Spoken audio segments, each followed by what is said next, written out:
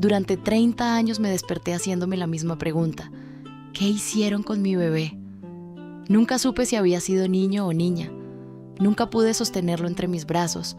Nunca escuché de boca de nadie que estuviera bien. Mi familia consiguió que aquella parte de mi vida desapareciera como si jamás hubiera ocurrido, y con el tiempo, todos aprendieron a comportarse como si yo también hubiera olvidado. Pero una madre puede aprender a guardar silencio. Lo que no aprende es a olvidar. Tenía 48 años cuando una tarde de noviembre, alguien llamó 3 veces a la puerta de mi casa. Yo estaba sola. Mis 2 hijos habían salido, y la lluvia golpeaba suavemente los ventanales del salón. Habían pasado 10 años desde la muerte de mi esposo, y aquella casa enorme se había convertido en un lugar demasiado silencioso para una sola persona. Dejé la taza de café sobre la mesa y caminé hacia la entrada. No podía imaginar que al abrir aquella puerta iba a encontrarme frente a las 2 personas que llevaba 30 años buscando en mis recuerdos. Primero vi al hombre. El cabello que yo recordaba negro estaba lleno de canas. Su rostro tenía arrugas que no conocía y llevaba un abrigo oscuro empapado por la lluvia. Sin embargo, había cosas que el tiempo no había conseguido cambiar. Sus ojos seguían siendo aquellos ojos marrones que me miraban desde la verja de la casa de mis padres cuando yo tenía 17 años. Se me aflojaron los dedos alrededor del picaporte. ¿Daniel? Él abrió la boca, pero durante unos segundos no salió ninguna palabra. Entonces miré a la mujer que estaba a su lado. Tendría unos 30 años. Sujetaba entre ambas manos una carpeta vieja de color azul. Tenía el cabello recogido y los labios apretados, como si hubiera ensayado muchas veces lo que iba a decir y, ahora que me tenía delante, ya no recordara ninguna palabra. La observé. Después miré a Daniel y volví a mirarla. Había algo en su rostro que me resultaba dolorosamente familiar. No sabía qué. Todavía no. Daniel respiró profundamente. Elena, hay algo que debiste saber hace 30 años. La joven levantó lentamente la mirada hacia mí. Y entonces vi sus ojos, mis ojos. Me llamo Lucía, dijo con la voz temblorosa. Y creo que usted es mi madre. La taza que había dejado sobre la mesa todavía estaba caliente cuando mi vida, tal como la conocía, terminó por segunda vez. Pero para entender por qué aquella muchacha tardó 30 años en llegar hasta mi puerta, tengo que volver a la noche en que mi familia decidió cuál sería mi futuro, sin preguntarme qué quería yo. Y aquella noche comenzó con un muchacho pobre, esperando debajo de mi ventana. Yo tenía 17 años cuando conocí a Daniel. Mi familia vivía en una casa blanca de 2 plantas en una de las mejores calles del pueblo. Mi padre, Ernesto, tenía varios negocios y estaba acostumbrado a que su apellido abriera puertas. Mi madre, Beatriz, organizaba cenas donde todo debía combinar: las flores con los manteles, los cubiertos con la vajilla y, aparentemente, las hijas con los hombres que ellos consideraban adecuados. Yo era hija única y durante mucho tiempo confundí obedecer con querer. Daniel era todo lo contrario a lo que mis padres habían planeado para mí. Vivía con su madre y su hermana menor en una casa pequeña cerca de la antigua estación. Después de estudiar por las mañanas, trabajaba en un taller reparando automóviles. Sus manos siempre tenían alguna pequeña mancha de grasa que el jabón no conseguía quitar por completo. La primera vez que hablamos fue porque mi bicicleta perdió la cadena. Yo estaba agachada junto a ella, intentando arreglarla sin saber siquiera dónde colocar las manos, cuando escuché una voz detrás de mí. Si sigues tirando así, vas a conseguir 2 cosas. Me giré. Daniel sonreía. ¿Cuáles? Ensuciarte el vestido y seguir sin arreglar la bicicleta. Fruncí el ceño. Entonces hazlo tú, experto. Se arrodilló junto a la rueda y tardó menos de 1 minuto. Cuando terminó, se limpió las manos con un pañuelo y me miró. Ahora puedes continuar fingiendo que no necesitabas ayuda. Intenté no sonreír. No lo conseguí. Aquel fue el principio. Durante meses nos encontramos a escondidas. A veces caminábamos cerca del río. Otras veces él me esperaba junto a la biblioteca. Daniel no podía comprarme regalos costosos, pero una tarde apareció con un pequeño cuaderno de tapas verdes. En la primera página había escrito: para todas las cosas que todavía no te atreves a decir. Guardé aquel cuaderno durante años. Allí escribí la primera vez que comprendí que lo amaba. También escribí la primera vez que tuve miedo de perderlo, porque mi padre terminó descubriéndonos. Una tarde, Daniel me acompañó hasta una esquina cercana a mi casa. Antes de marcharse me tomó de la mano. Algún día no tendremos que escondernos. Mi padre nunca va a aceptarte. Daniel bajó los ojos hacia nuestras manos. No necesito que me acepte él. Después me miró. Necesito que me elijas tú. No pude contestarle. Al otro lado de la calle había un automóvil negro detenido. Reconocí inmediatamente a mi padre detrás del volante. Aquella noche no hubo gritos, y quizá por eso fue peor. Mi padre estaba sentado en la cabecera de la mesa. Mi madre permanecía junto a la ventana con los brazos cruzados. No volverás a verlo, dijo él. Papá, he dicho que no volverás a verlo. Lo quiero. Mi madre cerró los ojos. Mi padre dejó lentamente los cubiertos sobre el plato. Tienes 17 años. No sabes lo que significa querer a alguien. ¿Y tú sí? La pregunta quedó suspendida en el comedor. Mi madre me miró alarmada. Mi padre se levantó. Pensé que se acercaría enfadado, pero solamente apoyó ambas manos sobre el respaldo de su silla. Ese muchacho no puede darte la vida que mereces. Quizá yo no quiero la vida que tú decidiste que merezco. Fue la primera vez que vi a mi padre quedarse sin respuesta. También fue la primera vez que comprendí que nuestra verdadera batalla acababa de comenzar. Porque pocas semanas después descubrí algo que convertiría aquel noviazgo secreto en un problema que mi familia estaba dispuesta a solucionar de cualquier manera. Estaba esperando un bebé. Recuerdo perfectamente aquella mañana.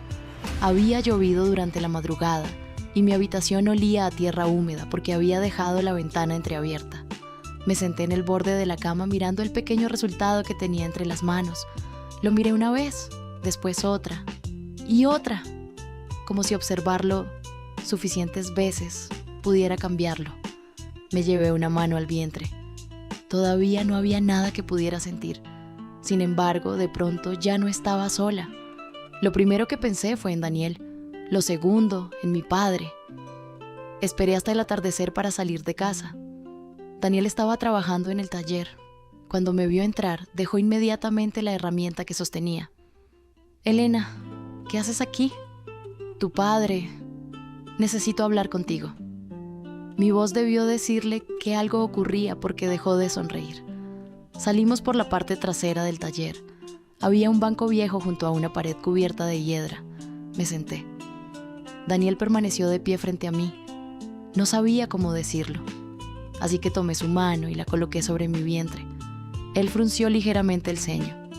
¿Qué pasa? Lo miré. ¿Somos 3? Durante unos segundos no entendió. Después sus ojos se abrieron. ¿Estás...? Asentí. Daniel se sentó lentamente a mi lado. Esperaba verlo asustado. Y lo estaba. Se notaba en su respiración, en la forma en que apretaba las manos, en el silencio demasiado largo. Pero entonces hizo algo que nunca olvidé. Se arrodilló delante de mí. No tengo dinero, dijo. No tengo una casa bonita. Ni siquiera tengo un automóvil que no esté medio desmontado. Una pequeña risa se mezcló con mis lágrimas. Daniel continuó. Pero puedo trabajar. Puedo aprender. Puedo equivocarme y volver a intentarlo. Elena, quizá no pueda prometerte una vida fácil. Tomó mis manos. Pero no voy a desaparecer. Aquellas 4 palabras terminarían persiguiéndome durante 30 años. No voy a desaparecer, porque desapareció. O eso fue lo que me hicieron creer. Cuando mis padres descubrieron el embarazo, todo ocurrió demasiado rápido. Dejé de ir a clases. Mi madre decía a los vecinos que yo estaba enferma. Mi teléfono desapareció de mi habitación. Las cartas que escribía a Daniel nunca recibían respuesta. ¿Dónde está?, preguntaba. Mi madre evitaba mirarme. Olvídate de él. No puedo. Tendrás que hacerlo. Una mañana escuché a mi padre hablando por teléfono en su despacho. Quiero que esto termine antes de que empeore. Me acerqué a la puerta. El suelo crujió debajo de mis pies. Mi padre abrió. Nos quedamos mirándonos. ¿Con quién hablabas? No es asunto tuyo. ¿Era Daniel? Su expresión cambió apenas un instante. Eso fue suficiente. ¿Qué le hiciste? Estoy protegiendo a mi hija. No necesito que me protejas de él. Mi madre apareció detrás de mí. Elena, sube a tu habitación. ¿Dónde está Daniel? Ninguno respondió. Y entonces comprendí algo terrible. No era que Daniel hubiera dejado de buscarme. Alguien estaba evitando que pudiera encontrarme, pero todavía faltaba lo peor. Porque cuando llegó el momento de dar a luz, mis padres ya habían preparado una mentira mucho más grande, una mentira que duraría 30 años. El parto comenzó de madrugada. Recuerdo las luces blancas del pasillo, las voces bajas, el olor limpio y penetrante de la clínica y la mano de mi madre sujetando la mía. Yo preguntaba constantemente por Daniel. ¿Lo llamaste? Mi madre me apartaba el cabello de la frente. Ahora concéntrate en ti. Prometiste avisarle. Elena, mamá, prométemelo. Ella no respondió. Horas después escuché un llanto. Fue breve, pero lo escuché. Giré la cabeza intentando ver. ¡Mi bebé! Una enfermera se movió delante de mí. Necesito verlo. Tranquila. ¿Está bien? Nadie contestó directamente. ¿Es niño o niña? Recuerdo perfectamente esa pregunta porque la repetí varias veces. ¿Es niño o niña? Mi madre apareció junto a la cama más tarde. Tenía los ojos hinchados y sostenía mi mano con demasiada fuerza. Mamá, ¿dónde está mi bebé? Ella bajó la mirada. Ha habido complicaciones. Quiero verlo. No puedes. Intenté incorporarme. ¿Por qué? Elena, por favor. ¿Es niño o niña? Mi madre comenzó a llorar, pero nunca respondió. Durante los días siguientes, me dijeron únicamente que lo mejor era no hacer preguntas. Mi padre aseguraba que algunos recuerdos debían dejarse atrás. Yo tenía 17 años. Estaba agotada, confundida y completamente aislada de Daniel. Así consiguieron mi silencio, pero jamás consiguieron mi olvido. Cuando regresé a casa, entré en mi habitación y encontré vacío el cajón donde guardaba las cartas de Daniel.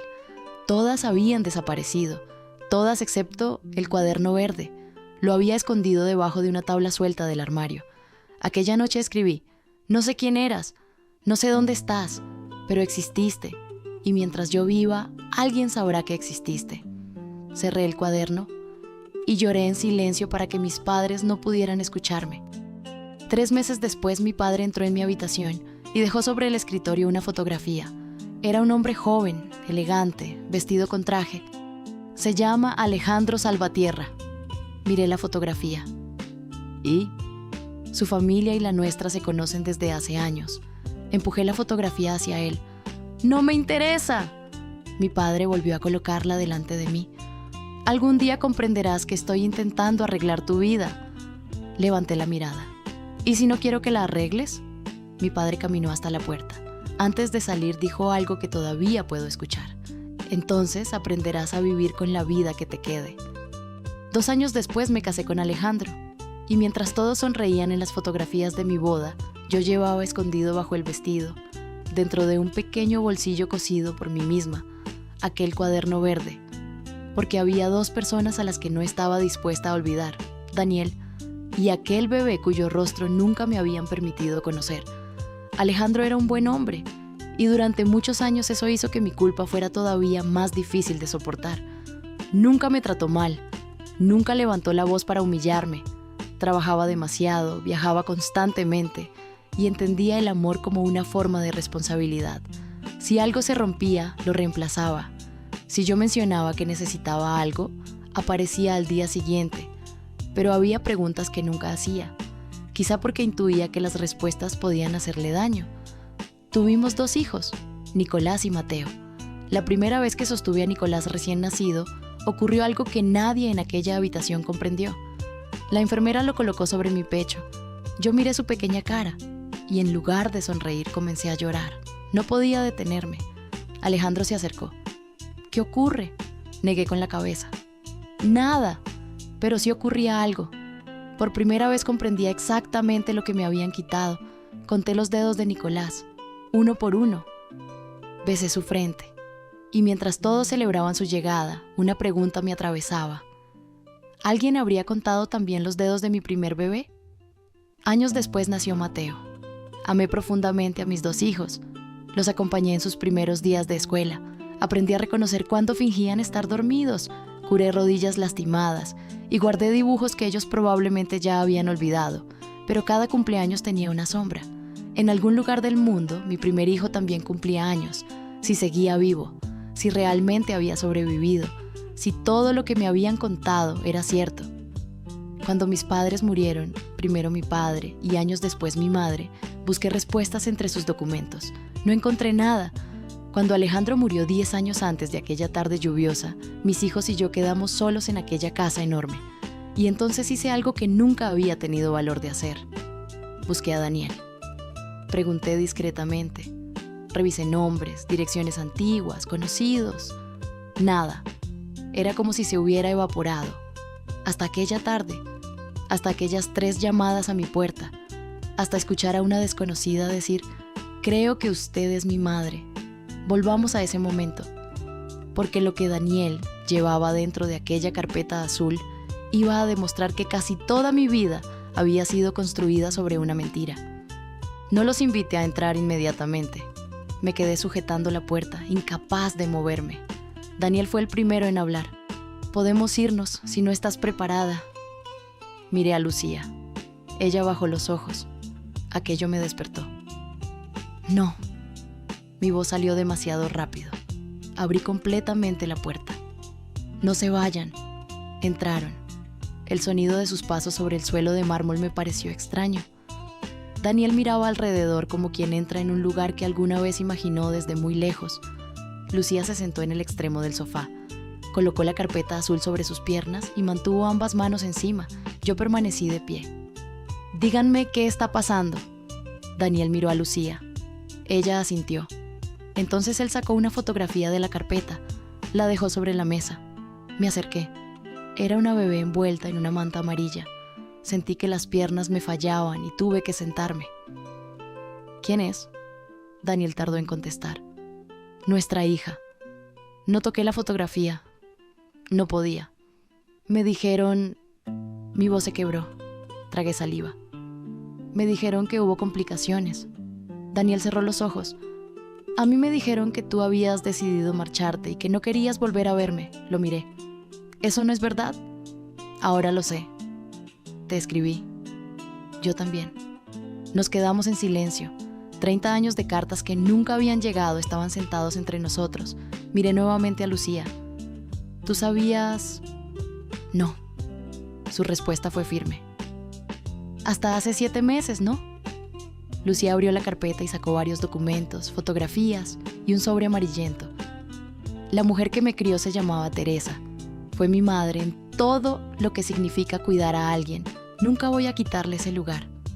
Asentí lentamente. No sabía qué derecho tenía yo a pedir nada. Lucía continuó. Antes de morir me entregó una caja. Dentro había documentos y una carta. Me dijo que había algo sobre mi nacimiento que nunca se había atrevido a contarme. Sacó el sobre. En una esquina reconocí una letra. La letra de mi madre. Me llevé una mano a la boca. No. Daniel me observaba. ¿La reconoces? Es de mi madre. Lucía empujó el sobre hacia mí.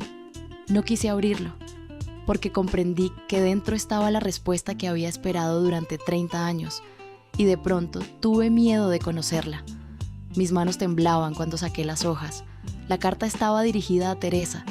No voy a olvidar nunca la primera frase. Cuida a la niña y asegúrate de que Elena nunca descubra dónde está. Tuve que dejar de leer. Me levanté del sofá y caminé hacia la ventana. Afuera seguía lloviendo. Apoyé la palma contra el cristal frío. Daniel no dijo nada. Lucía tampoco. Regresé y continué.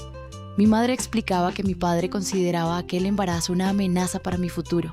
Teresa había trabajado durante años para unos conocidos de mi familia y no podía tener hijos. Mis padres habían organizado todo para que la bebé creciera lejos del pueblo. Había otra condición. Daniel tampoco debía saberlo. ¿Cómo pudieron? Susurré. Daniel apretó la mandíbula. Tu padre vino a verme. Levanté la mirada. ¿Qué? Una semana antes del nacimiento. Daniel apoyó los codos sobre las rodillas. Me dijo que te habías arrepentido, que querías terminar conmigo y que el bebé crecería con otra familia. Intenté buscarte, fui a tu casa, me echaron. Fui a la clínica y me dijeron que no estabas registrada allí. Sí estaba. Lo sé ahora. ¿Por qué no seguiste buscándome? La pregunta salió con más dureza de la que pretendía. Daniel me sostuvo la mirada. Seguí. Sacó de la carpeta un paquete sujeto con una cinta. Cartas. Decenas de cartas. Reconocí inmediatamente su letra. Todas volvieron, dijo. Después tu familia se marchó temporalmente del pueblo. Cuando regresaste, ya estabas comprometida con Alejandro. Me cubrí el rostro. Durante 30 años había tenido una herida abierta y acababa de descubrir que Daniel llevaba otra exactamente igual. Lucía permanecía inmóvil. Entonces me di cuenta de algo. Estábamos hablando de nuestro sufrimiento delante de la persona que había cargado con las consecuencias. Me volví hacia ella. Perdóname. Lucía frunció el ceño. ¿Por qué? Porque llevamos media hora hablando de lo que nos hicieron a nosotros. Respiré profundamente. ¿Y nadie te ha preguntado qué te hicieron a ti? Por primera vez desde que había entrado, sus ojos se llenaron de lágrimas, pero no lloró. Eso es lo que vine a descubrir. En ese momento escuchamos una llave girando en la puerta principal. Nicolás y Mateo acababan de regresar. Mis 2 hijos entraron hablando entre ellos. Se detuvieron al vernos. Nicolás miró a Daniel, después a Lucía, después a mí. Mamá, ¿quiénes son? Miré a mis 2 hijos. Después miré a la hija que acababa de recuperar. Y comprendí que todavía faltaba revelar el secreto más grande de nuestra familia. Los conocía suficientemente bien para saber que habían percibido inmediatamente que algo grave ocurría. Mateo dejó las llaves sobre una mesa. Mamá, me levanté. Intenté hablar, pero no encontré una forma sencilla de decirlo, porque no existía. Quiero que se sienten. Nicolás no se movió. ¿Quiénes son? Daniel comenzó a levantarse. Quizá deberíamos... No, dije. Ya hubo demasiada gente decidiendo cuándo debía conocer la verdad. Miré a mis hijos. Este es Daniel.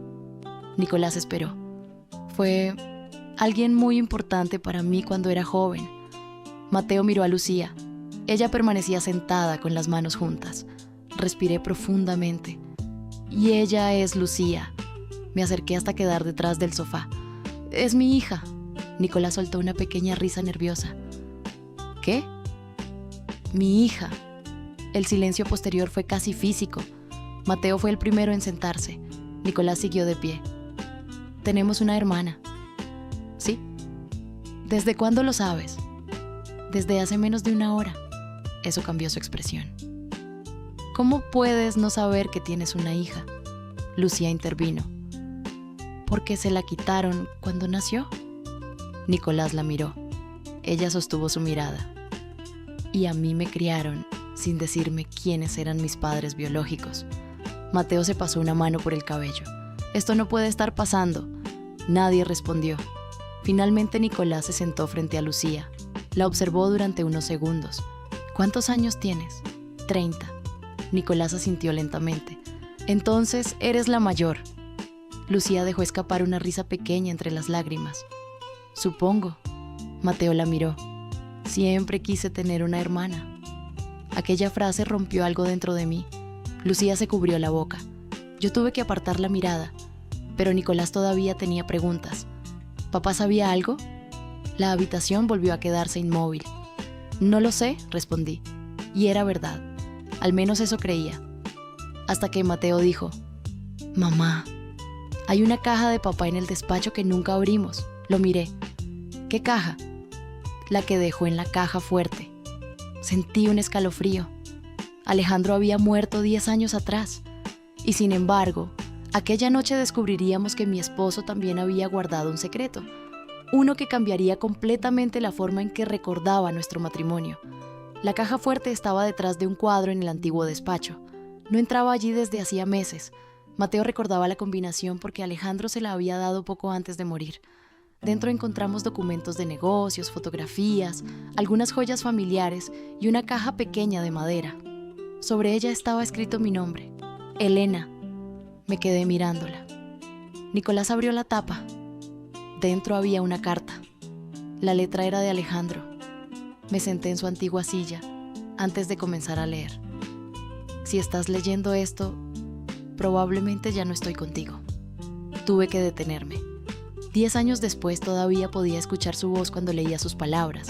Alejandro explicaba que había descubierto parte de la historia años después de nuestro matrimonio. Mi padre, en una conversación relacionada con un negocio, había mencionado que antes de conocerlo yo había tenido un problema familiar que ellos habían solucionado.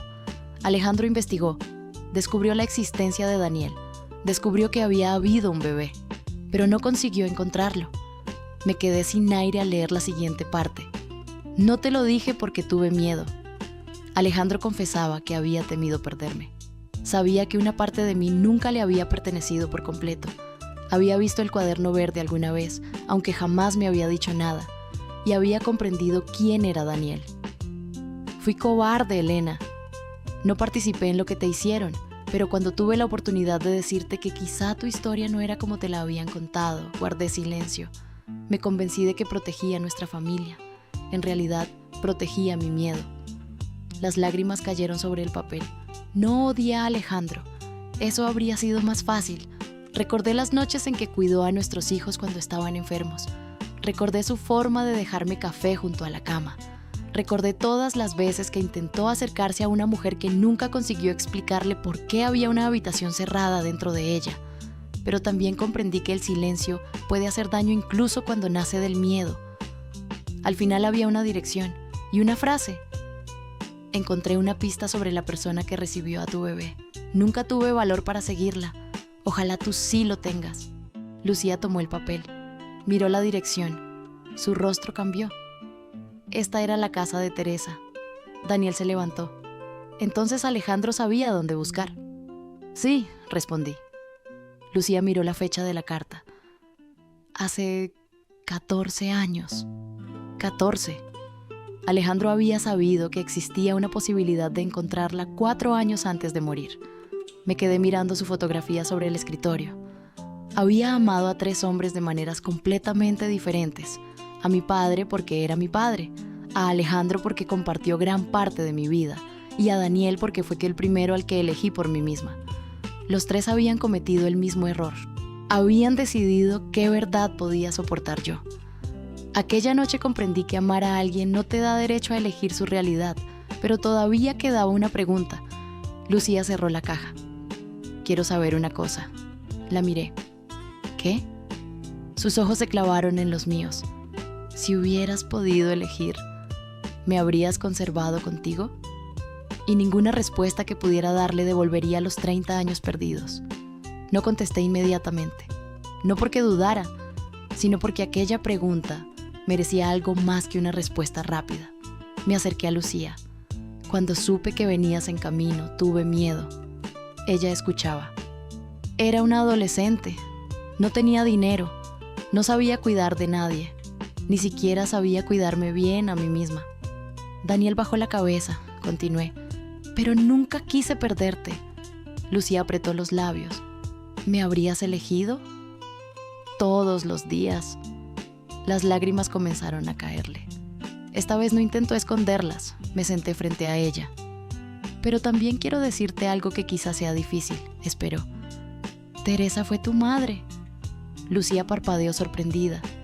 Yo te di la vida, pero ella estuvo cuando aprendiste a caminar, cuando tuviste fiebre, cuando te caíste, cuando te graduaste. No voy a intentar borrar a la mujer que hizo todo lo que yo habría querido hacer. Lucía comenzó a llorar abiertamente. Tenía miedo de que la odiaras. Negué con la cabeza. ¿Cómo voy a odiar a la persona que te abrazó cuando yo no podía hacerlo? Entonces ocurrió. Lucía se inclinó hacia mí. Durante 30 años había imaginado cómo sería abrazar a aquel bebé. Nunca imaginé que tendría que levantar los brazos para abrazar a una mujer adulta. La rodeé. Al principio lo hice con cuidado. Después ella apoyó la cabeza sobre mi hombro y yo cerré los ojos. No era el abrazo que había esperado durante 30 años. Era mejor, porque era real. Daniel salió silenciosamente del despacho para dejarnos solas. Cuando Lucía se apartó, sonrió entre lágrimas.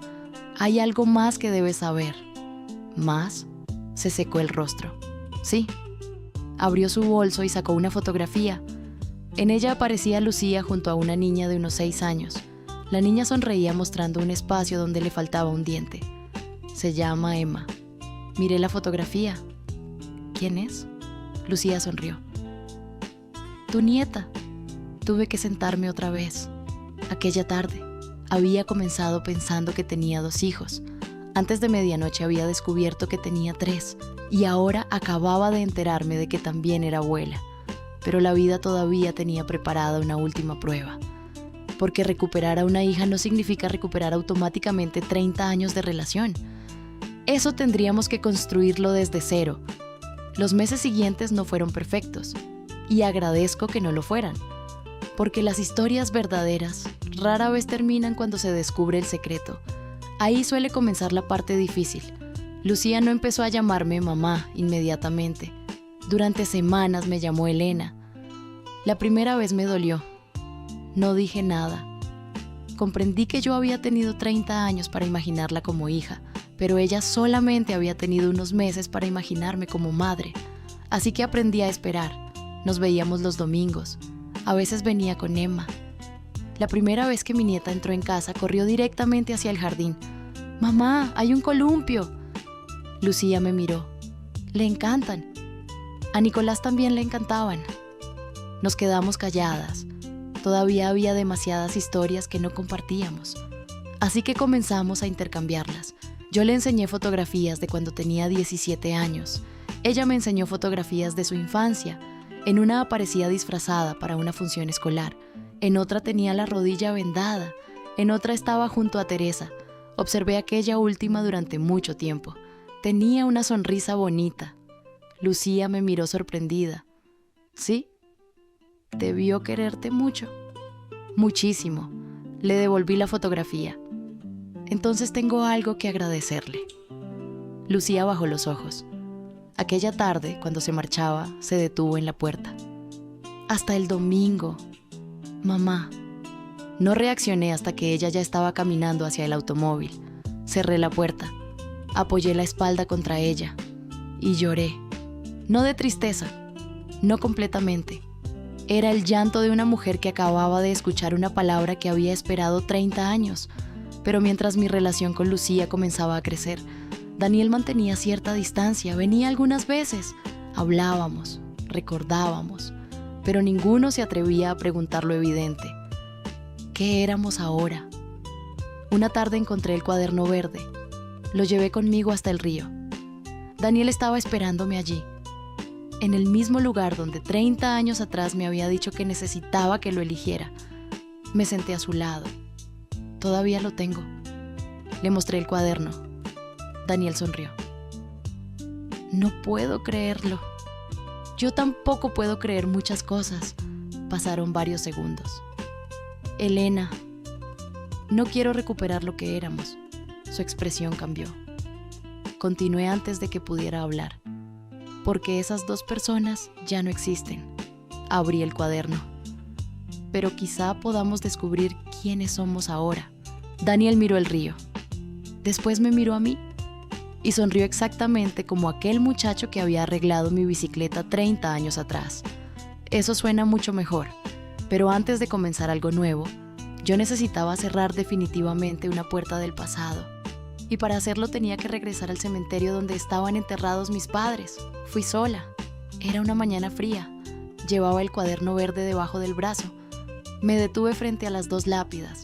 Durante mucho tiempo no dije nada. Había imaginado aquel momento lleno de reproches. Sin embargo, cuando finalmente estuve allí, solamente sentí cansancio. Encontré a Lucía. El viento movió las hojas de los árboles. Se llama Lucía. Pasé los dedos por la cubierta del cuaderno. Tiene 30 años, tiene una hija. Es inteligente, es fuerte y tiene mis ojos. Respiré profundamente. Me quitaron 30 años con ella. Mi voz comenzó a temblar. No sé si alguna vez pensaron que estaban haciendo lo correcto. Quizás se convencieron de eso. Quizá tuvieron miedo de lo que dirían los demás. Quizá creyeron que el dinero podía corregir cualquier cosa. Miré el nombre de mi padre, pero yo era su hija. Después miré el de mi madre y necesitaba que me escucharan. Permanecí allí unos minutos más. No les dije que los perdonaba. Todavía no sabía si podía. pero tampoco quería llevar su decisión conmigo durante el resto de mi vida. Así que dije, lo que hicieron termina conmigo, y me marché. No dejé flores, dejé algo más importante. Dejé de permitir que su secreto siguiera decidiendo mi futuro. Cuando llegué a casa, Lucía estaba esperando en la cocina con Emma. Mi nieta tenía harina hasta en la nariz. ¡Abuela! Aquella palabra me detuvo. Abuela. Sonreí. ¿Qué están haciendo? Galletas, dijo Emma. Lucía levantó una bandeja completamente deformada. Estamos intentando hacer galletas. Me quité el abrigo. Entonces necesitan ayuda. Lucía arqueó una ceja. ¿Sabes cocinar? No. Nos miramos y comenzamos a reír. Era una escena pequeña. No había música. No había grandes declaraciones. Solamente 3 generaciones de mujeres alrededor de una mesa llena de harina. Y comprendí que quizá así se reconstruye una familia. No recuperando el tiempo perdido, sino dejando de perder el que todavía queda. Un año después celebramos el cumpleaños de Lucía en mi casa. 31 años. Por primera vez pude poner velas en una tarta para mi hija mayor. Nicolás discutía con Mateo sobre quién había comprado el peor regalo. Emma corría por el jardín. Daniel estaba junto a la mesa intentando encender unas velas que el viento apagaba una y otra vez. Yo observaba desde la puerta. Lucía se acercó. ¿Qué haces ahí? Mirando. ¿Qué? Tardé unos segundos en responder. Mi vida. Lucía miró hacia el jardín. Bastante ruidosa. Sí. ¿Y Nicolás se está comiendo la decoración de la tarta? ¿También? Ella sonrió. Entonces tomó mi mano. Fue un gesto sencillo, pero todavía había momentos en los que cualquier contacto suyo me recordaba todo lo que habíamos perdido. Elena, la miré. Sonrió con cierta picardía. Quiero decir, mamá. ¿Sí? Gracias por no intentar reemplazar a Teresa. Apreté suavemente su mano. Gracias a ella por cuidarte hasta que pudiste encontrarme. Nos abrazamos. Desde el jardín, Mateo gritó, si no vienen ahora, Nicolás se termina la tarta. Eso es mentira, respondió Nicolás con la boca llena. Lucía y yo comenzamos a reír. Salimos. Daniel me miró desde el otro lado de la mesa. No éramos aquellos adolescentes. Él tenía canas. Yo tenía arrugas alrededor de los ojos. Los dos cargábamos errores, pérdidas y años que nadie podría devolvernos. Se acercó. ¿Bailas? No hay música. Daniel extendió la mano. Nunca la necesitamos. Lo miré. 30 años atrás me había pedido que lo eligiera. Entonces otros eligieron por mí. Esta vez no. Tomé su mano y bailamos lentamente en medio del jardín mientras nuestros hijos se reían de nosotros. No sabía cuánto tiempo nos quedaba. Nadie lo sabe, pero por primera vez en mi vida aquello no me daba miedo, porque ya no estaba viviendo la vida que otros habían escogido para mí. Estaba viviendo la mía. Durante muchos años pensé que lo peor que mi familia me había quitado era a mi hija. Con el tiempo comprendí que también me habían quitado algo más, el derecho a elegir. Eligieron a quién debía amar, eligieron qué verdad podía conocer, eligieron qué pasado debía olvidar. Y durante demasiado tiempo permití que aquellas decisiones continuaran gobernando mi presente. No pude recuperar los primeros pasos de Lucía. No estuve allí cuando pronunció sus primeras palabras. No pude acompañarla en su primer día de escuela ni abrazarla en las noches en que necesitó a su madre. Esos años no regresaron, pero aprendí algo que quiero recordar mientras viva. Hay pérdidas que no pueden repararse mirando hacia atrás, pero sí pueden impedir que desperdiciemos lo que todavía tenemos delante. Lucía nunca volvió a ser aquella bebé que yo soñaba encontrar. Yo tampoco volví a ser la muchacha de 17 años que esperaba a Daniel junto al río. Nos encontramos como éramos, con nuestras heridas, con nuestras preguntas, con nuestras vidas ya construidas, y tuvimos que aprender a querernos desde allí. Quizá perdonar no significa decir que lo ocurrido estuvo bien. Quizá perdonar tampoco significa olvidar. A veces significa simplemente decidir que aquello que alguien hizo con nuestro pasado no tendrá autoridad sobre nuestro futuro. Hoy tengo 49 años. Tengo 3 hijos. Tengo una nieta que entra en mi casa gritando, ¡Abuela! antes incluso de cerrar la puerta. Y tengo a mi lado a un hombre que conocí cuando los dos creíamos que toda una vida era muchísimo tiempo. Ahora sabemos que no. Por eso, si alguna vez estás posponiendo una conversación importante, un abrazo, una verdad o unas palabras que alguien necesita escuchar, recuerda esto: el tiempo perdido no siempre puede recuperarse, pero el tiempo que todavía tenemos sí puede elegirse. Y yo tardé 30 años en aprender a elegir el mío. Si esta historia te hizo pensar en alguien a quien todavía necesitas decirle algo, quizá hoy sea un buen día para hacerlo. Cuéntame en los comentarios. ¿Crees que Elena hizo bien al abrir nuevamente su corazón a Daniel después de tantos años? ¿Y habrías podido perdonar a una familia después de descubrir un secreto así? Si disfrutas de historias sobre decisiones, secretos familiares, segundas oportunidades y verdades capaces de cambiar una vida, suscríbete a Historias que Cambian Vidas. Y recuerda, a veces una puerta que se abre demasiado tarde no puede devolvernos el pasado, pero puede mostrarnos que todavía queda futuro al otro lado.